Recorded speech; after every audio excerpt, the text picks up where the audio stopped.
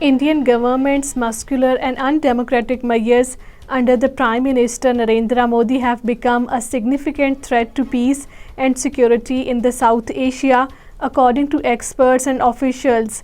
According to Kashmir Media Service, the threats to regional peace have escalated since Modi came to power in 2014.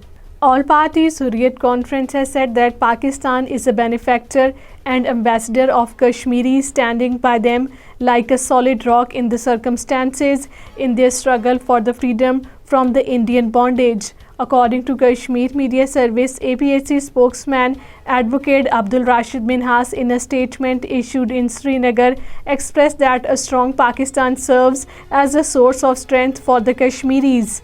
Indian troops have entered the third day of a massive search operation in the Udhampur district. According to Kashmir Media Service, the operation began following an attack on Sunday where a village defense committee member was killed.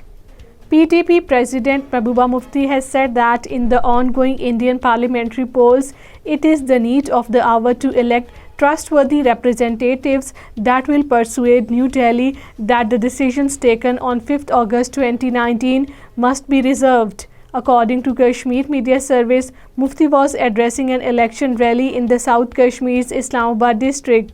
Landslides and the flash floods resulting from the heavy rainfall have claimed 5 lives in the Kupwara district.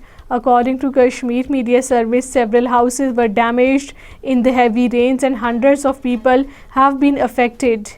4 people, including 3 minors, were killed and over 350 families rendered homeless due to the flooding caused by the heavy rain. The heavy rainfall in Srinagar and other parts of the occupied Kashmir has left the streets inundated, triggering outrage among the residents who criticize the poor infrastructure and question the Modi regime's tall claims of development in the occupied territory.